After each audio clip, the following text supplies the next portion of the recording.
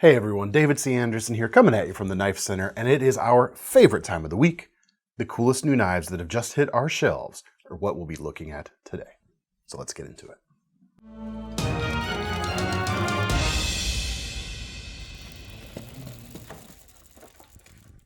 right, the first knife today is something that's been a long time coming. It was announced quite a bit ago. I don't even remember the exact timeline on it, but it is the Benchmade Om. Some delays hit it after it was announced and it got pushed back. It is now in stock, both stonewashed and a black coated blade for this everyday carry focused out the front automatic knife. And it's not just the size that makes it everyday carry focused. I'll get to some more of that here in a minute, but spec-wise, 2.5-inch blade, S30V steel, nice stonewashed finish, decent geometry for such a narrow profile. The blade is thin enough that it'll slice okay. It's not going to be like a bug out type of efficiency in terms of its slicing capabilities, I don't think, but it's not going to be quite that bad at all. Should be pretty darn good. The handles are aluminum. We have a reversible deep carry clip and a spine mounted switch. So this is perfectly capable of being a left hand carry quite easily. Just swap things around and the controls are right at the same place anyway.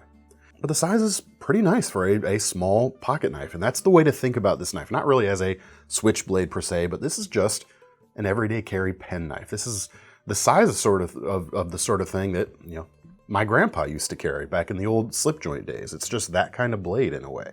So that's pretty cool.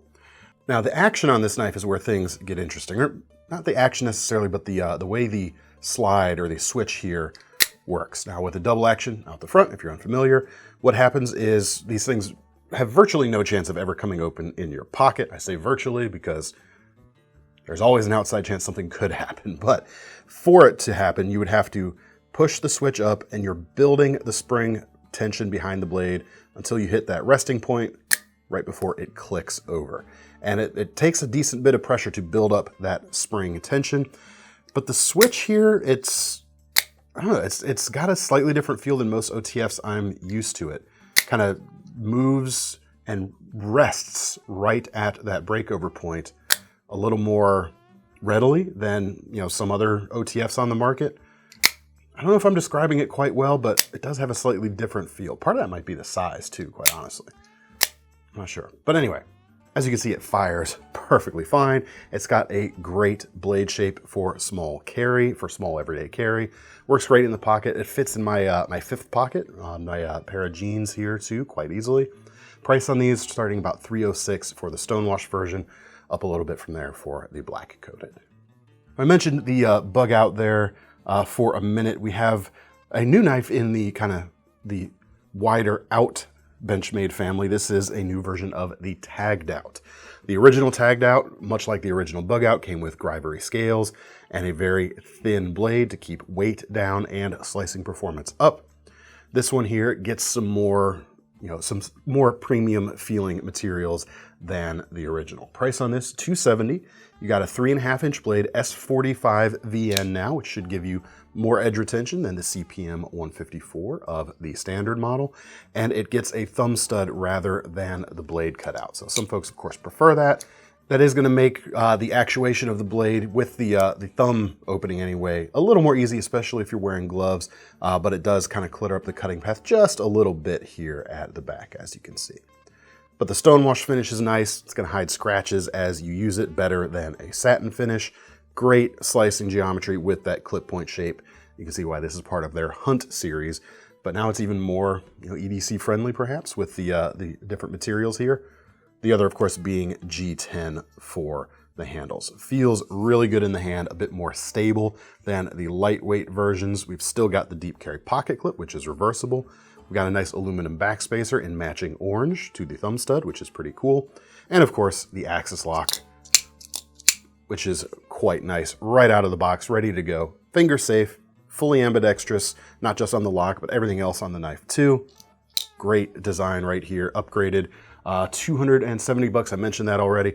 And I must apologize to Benchmade. This actually launched last Thursday, and I forgot to include it in the video when we filmed it earlier in that week.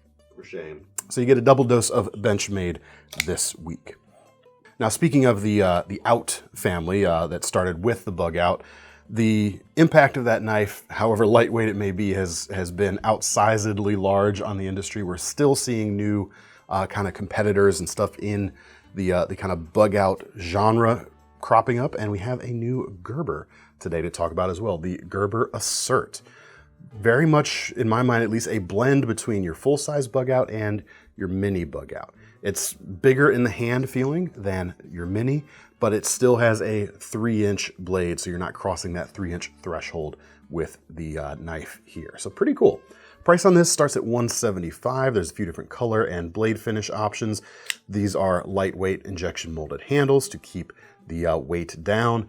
And it's very much in the Bug Out range for weight, 1.87 ounces to the Bug Out's 1.8. You do get a little more edge with sharpened edge with that Bug Out though. So a little bit of a different flavor, still virtually going to disappear in your pocket.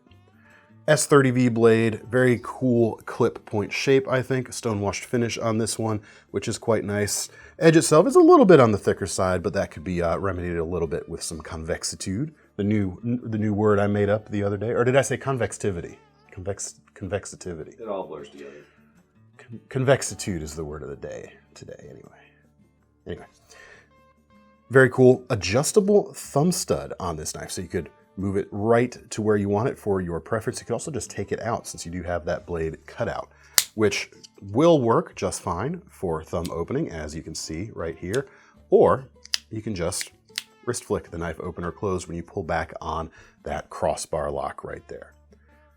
Like the Taggedout, this is fully ambidextrous. We have a reversible deep carry clip. You have the ambidextrous nature of the crossbar style lock, and you have the ambidextrous opening if you want to not wrist flick it too.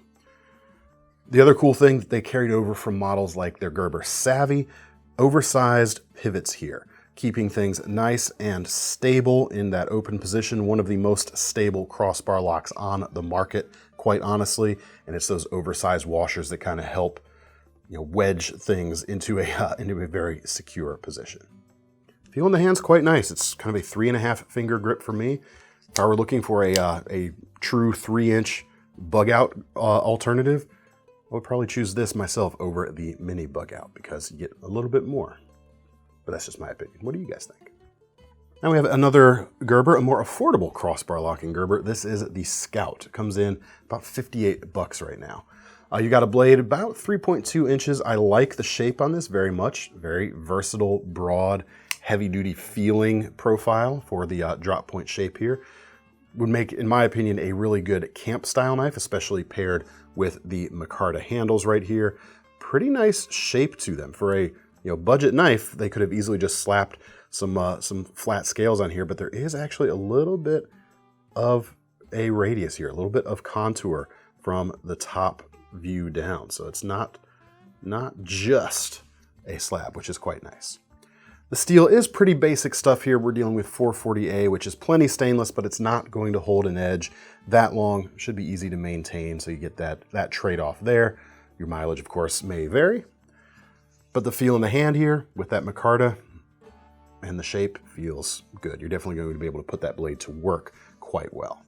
Interestingly, you don't get the oversized pivots here, but this one feels almost even more solid than the previous knife. Maybe it's the full liners there helping out a little bit. I'm not sure.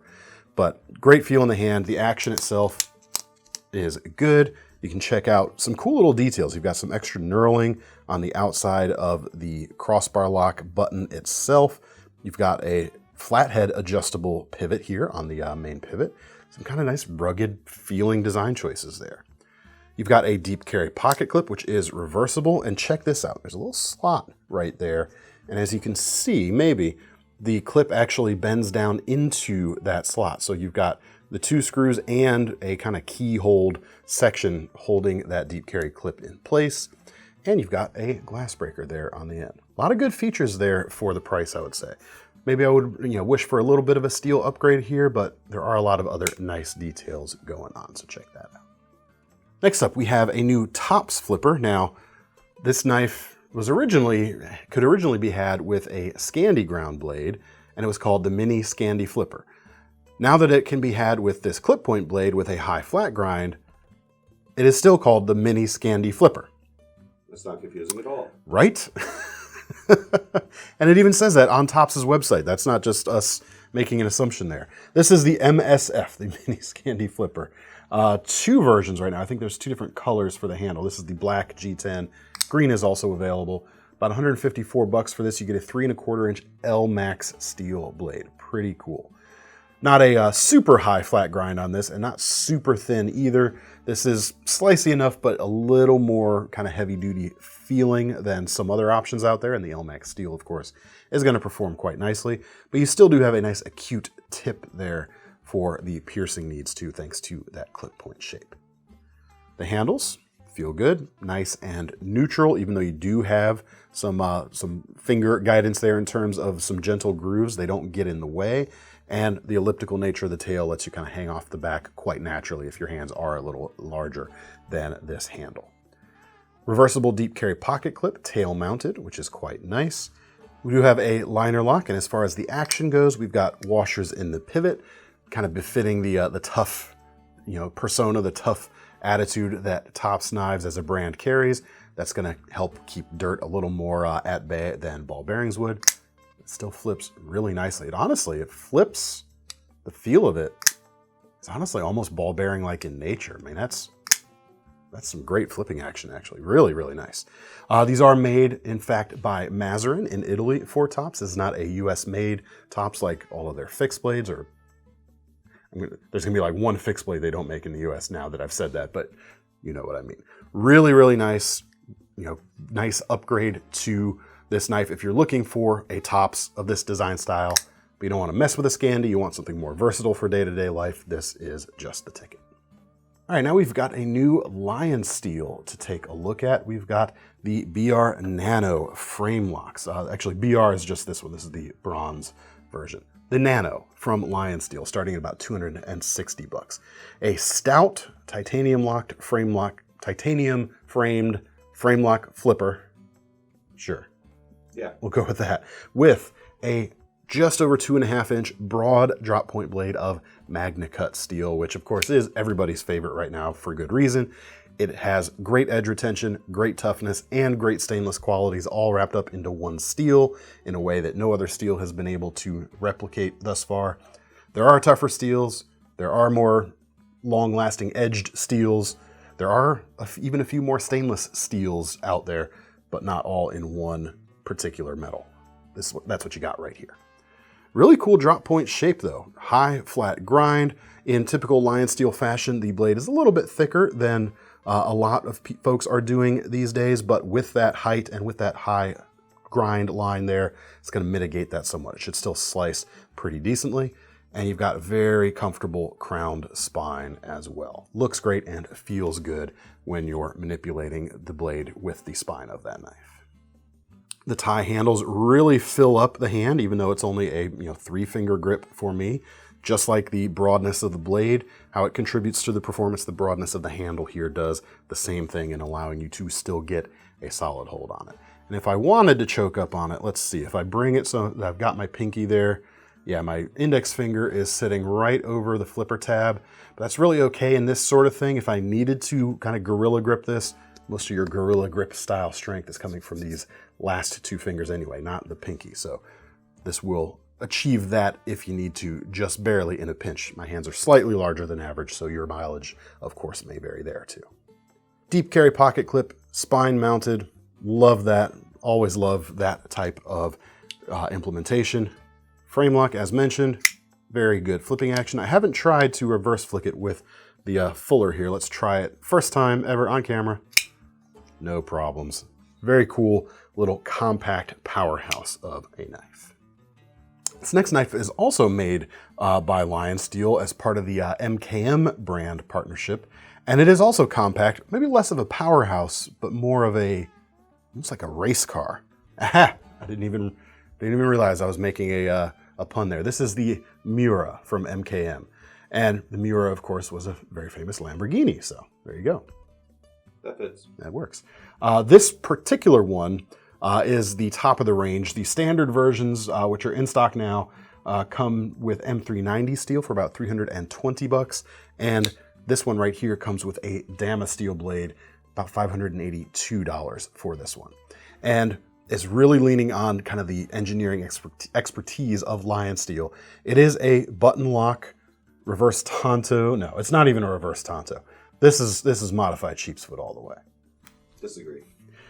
Button lock, non-flipper, integral titanium handles. This won the Imported Knife of the Year at Blade Show last year. And they finally have been trickling out enough from MKM that we can actually talk about them, which is cool. But check it out, single piece handle there. That's not a backspacer or any standoffs there at the back. Single milled billet of titanium forming the handle right there, which is quite nice. Blade is about 2 3/4 of an inch long, just under that. Crown spine again, high flat grind. Really precise feeling blade. You're going to be able to use that tip quite effectively too for scoring and piercing needs, but you've got some strength due to the sheep's foot nature of it, not reverse tanto. Feels good in the hand. I mean, this is going to be an awesome formal knife, whether you go with this one or one of the different M390 versions. There are a few different titanium finishes available on those. The button lock action feels quite good, whether you're just pressing the button and wrist flicking it or using the thumb stud there. Both of them work quite well.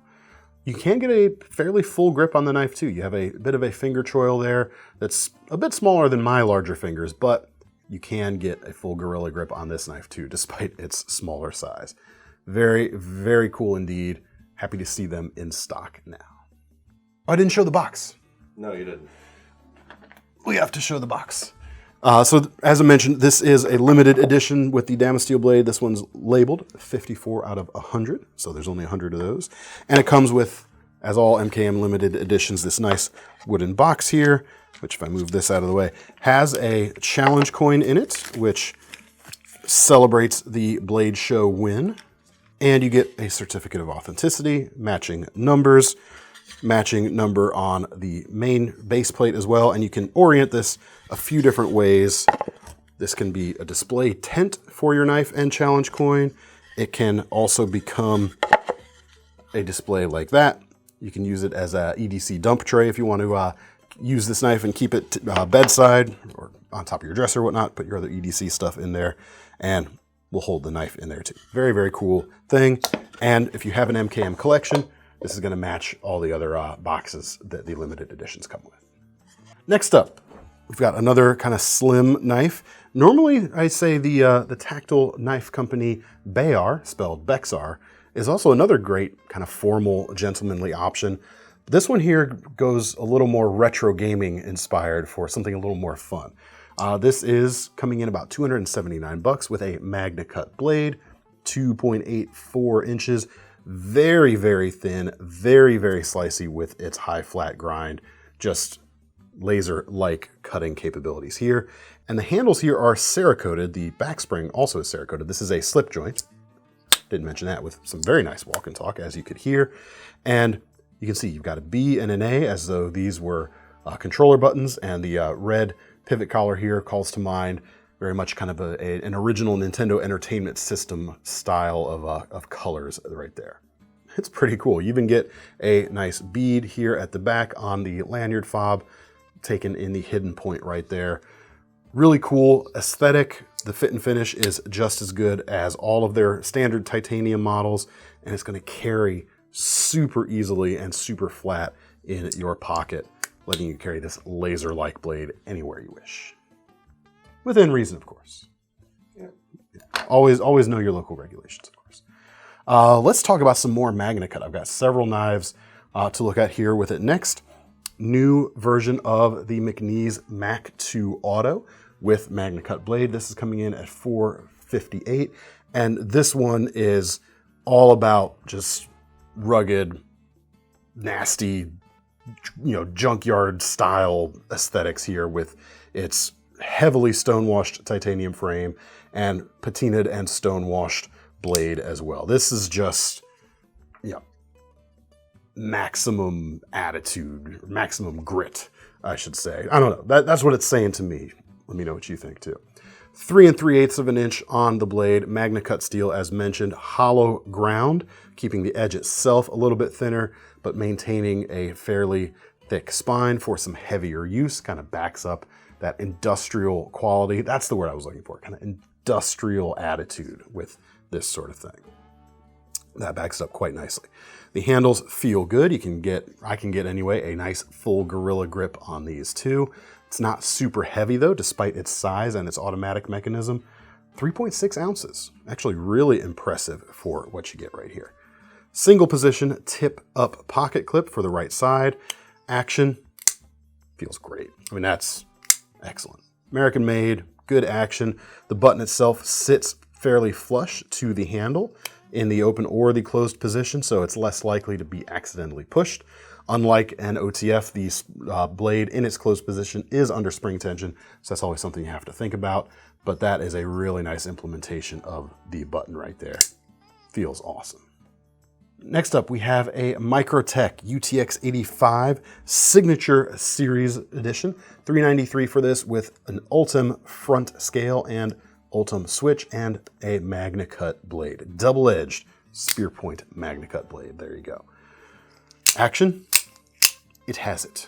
It has it quite nicely, in fact. Oh, that's kind of interesting.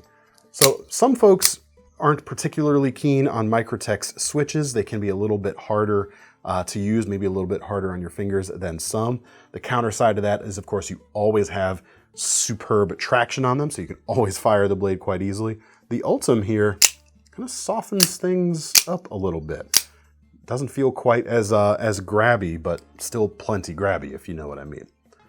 Deep carry pocket clip. Would be deep anyway, at least if it weren't for the glass ball breaker there at the back. And you can also reverse that around too. And again, like the Benchmade we looked at the front, with a reversible clip like that and a side mounted as opposed to cover mounted switch, perfectly ambidextrous happiness right there. Next up, we've got the GiantMouse ACE Iona V2. It's a little bit larger than the original Iona. Price on this, $195, made in Maniago, Italy right here. 2.875 inch blade, aka 2 7/8. Sorry, some metric users of the world. I know I'm driving you all crazy right now, but that's fine. It's all in good fun. MagnaCut blade steel here as well. I'd say a decent compromise on the blade thickness here with the high flat geometry. You're going to slice well enough, but you've got a little bit of extra strength compared to some other things out there. Pretty good feel in the hand. Its larger size is working for me in particular. It's not dramatically larger, you know what I mean though. Just a little bit. Feels good right there. You can get out there and manipulate the hand or the spine of the blade quite easily. Little section of jimping out there for you. Interestingly, this is not a black G10 handle. This is a black linen micarta handle, which feels good. You get a little more kind of a feeling of warmth, something that feels less man-made than G10, which has a little more plastic-like feel to it. Whereas, you know, this is linen, it's fabric. You have a little more warmth to it. And you don't always get them as black as this. A lot of times you'll get a lot of grayness coming through in a linen micarta, especially a black linen micarta. So this is a really, really nice piece of material right here. The pocket clip is bent wire. It is reversible for either side.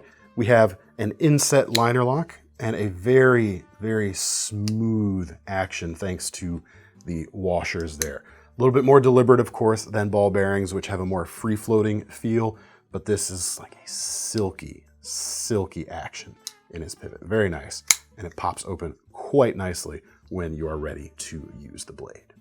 Blade itself is just a hair over the 3-inch mark, so you know, about 1/8 of an inch more than the original, which was 2.875 inches or 2 7/8. Driving the metric people crazy now. Sorry, buddies. Next up, we have another flipper. Yeah, only our third. Okay, it's our third flipper of the day. This is the Bestech Bambi. Interesting series here. There are several different handle materials, natural handle materials on a modern flipper. We saw a few items last week, a Terrain 365 and a Baron Sons kind of doing that sort of thing. Now we've got this too. Maybe a bit of a trend coming up? Hard to say. In addition to the natural materials, this one being actual stag, which on a production flipper, especially one that's imported like this, is kind of impressive that they're pulling it off. There's also a ram's horn handle option, and there is an ox bone handle option, not ram horn. I apologize. And there's also a wood-handled version too, a desert ironwood handle, in fact. Very cool. That is the material selection. There's no man-made materials for the handles on these. And all of them come with a Damascus steel. And it looks like it's a VG10 core Damascus. And there are 3 different finishes available on these Damascus blades. This one is the darker patinaed finish. You really see the layers most on this version. There's also a higher polished version where you can still see the layers, and a bit more of a satin version that's a little bit in between, a little bit closer to the higher polished version, but a little bit more layer visibility. Pretty interesting that they went that route, but it certainly makes the series feel special. This is a flipper. It flippers quite nicely, and in conjunction with the natural material here, we've also got no pocket clip, which conspires to make a knife that is actually, for a folding knife, very comfortable in the hand. It's something that, you know, there's always a compromise when it comes to folders. They're never going to be as comfortable as you can make a good fixed blade be, but there are things that do it more so than others, and this is one of them. Now, if you're wondering, without the pocket clip, how am I going to carry that while keeping the nice natural handle materials there from getting all beat up in the pocket?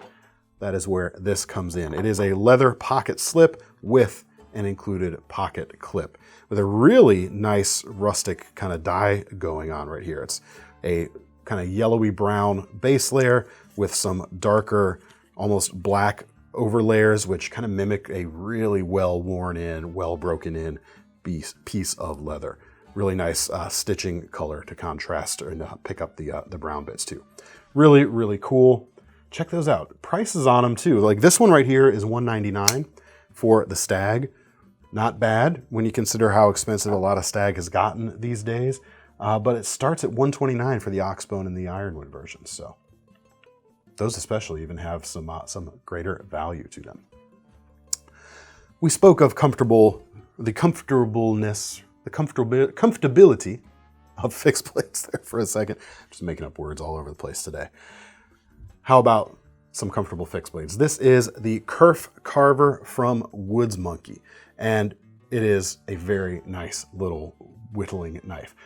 Made in the USA, you've got AEBL steel right here and a couple different micarta handle options. Price on this is just under $200. And it is made to sit and carve and work and keep carving. The blade itself is a super controllable size for that sort of thing, just over 2 inches.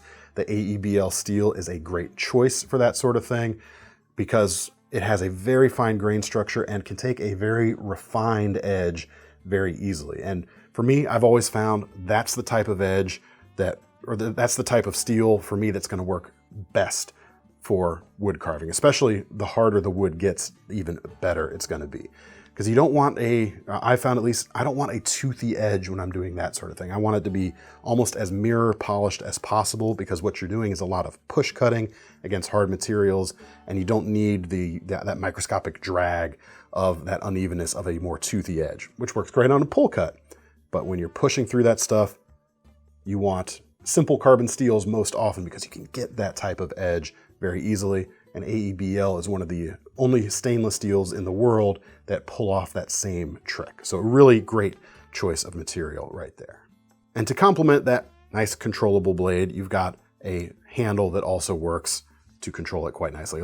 Great in a lot of different grips, especially some of these real intricate wood carving grips. You've got some pinch points here at the front that work quite nicely. It just hits on a lot of levels so well. As for the sheath, it is another bunch of letters, not AEBL, but it is JRE Industries. Our good friend Spend over there provides the sheaths for these. Simple belt style with the pouch right there, tapered end for a little bit more of a classy presentation. And as you can see, it holds the knife quite nicely. That will break in, of course, as you use it. Stepping up in size a little bit, we've got a Condor Puko. This is the Trivittata. And a lot of the same things I could say about the Kerf carver there are true of this knife. It's just a little bit larger and quite a bit cheaper, actually. Made in El Salvador for just over 80 bucks right now. You got a 3.5-inch blade, which, especially when we're talking like easily controlled small carving stuff, anything below 3 inches is really nice for that sort of thing. 3.5, not too bad, but it's also why you don't see a lot of kind of bushcraft knives going too far above the 4-inch mark. It's just a good all-around size right there. Scandi grind, very, very sharp. 1095 carbon steel on this? Yes, 1095 carbon. Very nicely shaped natural micarta handles with red liners. Fit and finish on this one is quite nice indeed, and quite comfortable in the hand too. Very, very nice. This could easily be your primary bushcraft knife in conjunction with your broader set of tools, of course. This is maybe a little small and a little more specialized than a one-tool option survival knife. That is a very different style of thing, which is why we talk about them as different from a bushcraft knife, that sort of thing. Even though skills-wise, there's a lot of overlap. But I'm digressing. This feels great. Maybe the only thing I would do, I might mod it personally with some thumb scallops here, but I'm very particular. I like thumb scallops. Yeah, it feels good. I love the way the edge is coming all the way back to that handle there. No wasted space. You're getting as much as possible out of this blade. It's good value at $80.73 right now, for sure. It also comes with a sheath. It is leather, simple belt loop there on the back. The hold on it is quite effective, but that might loosen just a little bit with time, but it's still gonna have a nice grippy hold on that knife. Next up, we have a larger knife, part of the Country Backroads series from Condor, which also includes a small camp axe and a larger machete as well. But this is the Country Backroads fixed blade. This was designed by Jason Breeden, and the price on this coming in about $124, just over $123 actually, a few cents over that. The blade is 5.5 inches long, 1075 carbon. Won't hold an edge quite as long as your 1095, but it is a little bit tougher, which can be handy for those larger knife needs. High flat grind with thickness, looks about 5/32 of an inch right there. Decent cross section there on a larger knife for still maintaining your cutting ability, but you do have more strength with that right there. Speaking of strength, this is not a full tang knife, but the tang does run the full length. You can see it here poking out the back of the hardwood cap. And as you can see, we've got kind of a hybrid handle construction here. Hardwood with, I believe these are thin layers of G10. Maybe not. Actually, I'm not sure what these thin red and white layers are, but stacked leather in between. Kind of a really cool look.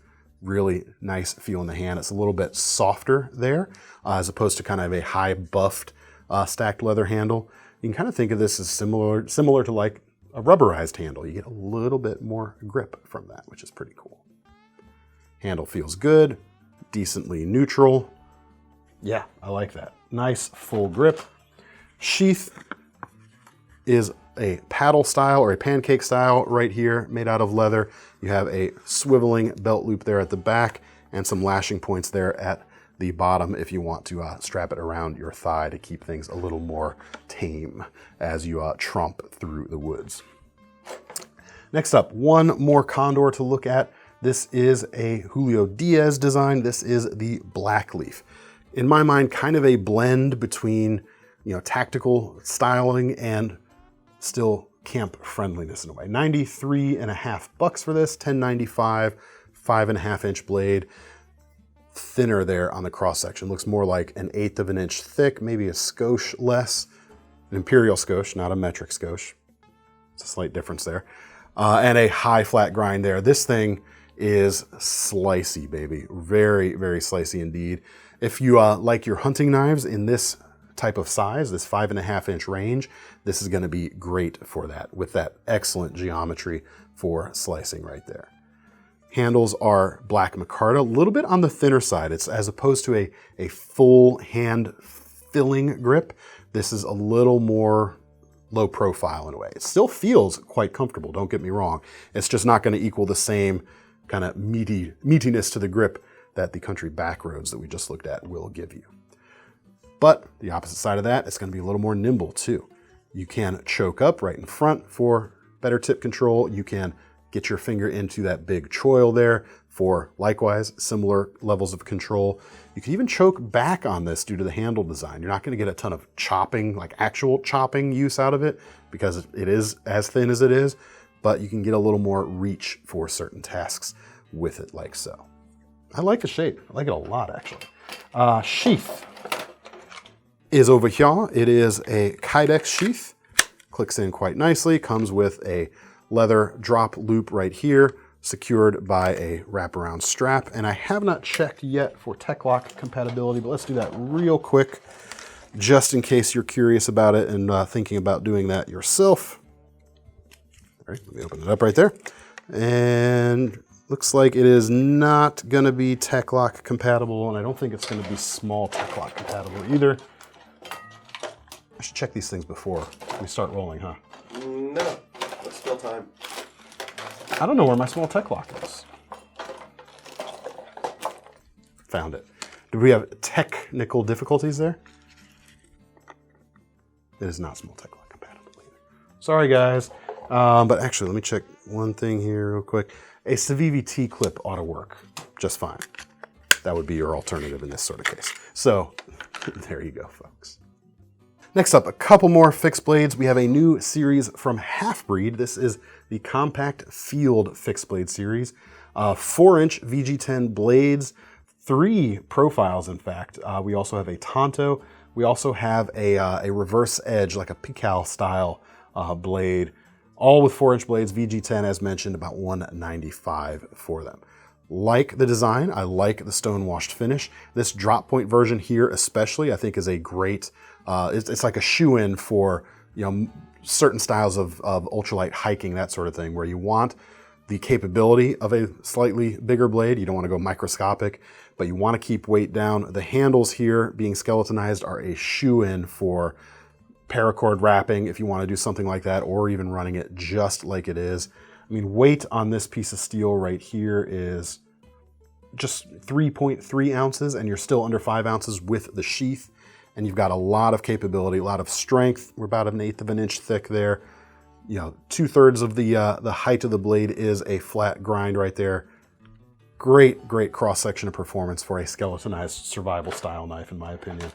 It comes with a sheath here. As you can see, it is injection molded, clicks in nicely, comes equipped with an ulti-clip right out of the box. So you can, you know, pocket carry this if you want that much sticking out of your pocket.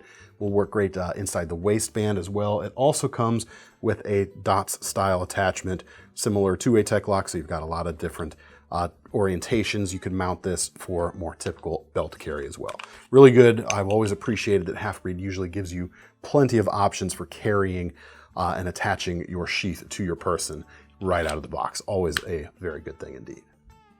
Oh, and I almost forgot to mention, thank you Thomas for reminding me before I put the sheath away.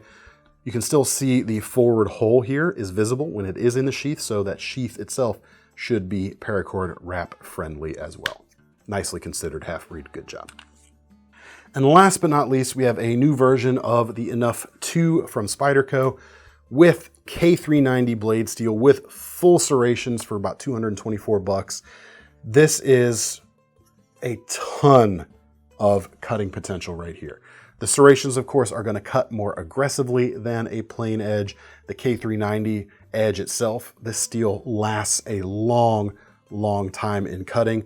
Just my little 3-inch Delica in this steel, I've never had to sharpen it. I just drop it, like I've dropped it like twice, and the edge just never quits. When you add in this 4-inch blade here with the serrations, you're actually increasing the amount of edge due to that serration pattern. This is a blade that should cut for an unseemly amount of time. It's just going to keep on going. Geometry is fairly thin with the full flat grind. The cutting is going to be efficient as well as long lasting. And the injection molded handles keep the weight down and give you a still sophisticated shape there. Look at the contouring going on and plenty of traction due to their bidirectional texturing. Really, really convenient to carry day to day. Lightweight enough too, 3.3 ounces on this. That's actually less than, is that less than the Halfbreed we were just looking at? Let me see real quick. 3.35 ounces on the Halfbreed, 3.3 ounces on the Enuff 2 with a handle right there. So that's something to consider if you're thinking of the ultralight stuff. Should be said. Weight with the sheath, do we have that on this one? 6 ounces, which the Halfbreed is 4.87 ounces. So pulls back ahead right there. But anyway, here is the sheath. It is injection molded. Clicks in nicely. It comes with an extra leather retention strap that loops over this post right here.